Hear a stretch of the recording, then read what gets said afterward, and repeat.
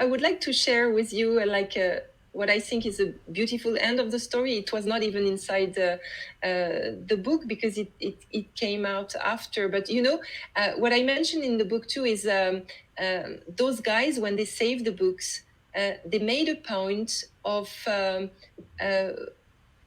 giving a number to each book and writing down the name of the book's owners, like each houses they would go through, they would know who's the owner.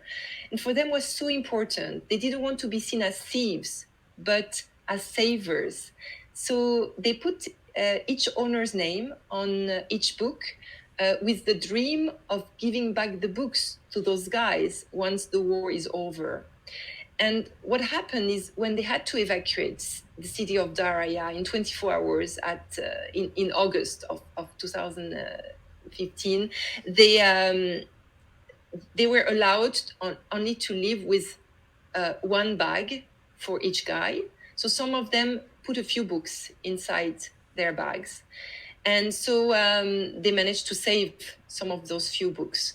But then the regime soldiers, when they entered Daraya, they looted the library and they stole the books. And they went to a flea market in Damascus and they sold the books on a very cheap price, which shows how they look at culture, sadly.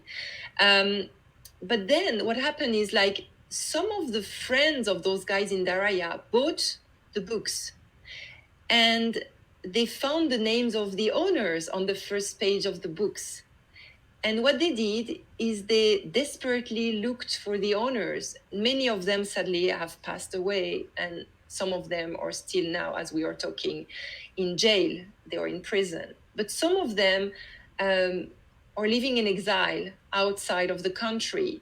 And so the guys who bought the books decided to send those books back to their owners. And as we are talking, some of those books are flying around and being sent back to Istanbul in Turkey, Amman in Jordan, Beirut in Lebanon, where those books owners are living. And I think it tells a lot about the power of book, how much you want to put the ideas in jails, you want to put people in jails, ideas will always be able to circulate, and the words don't tolerate any kind of jail. They will always be traveling.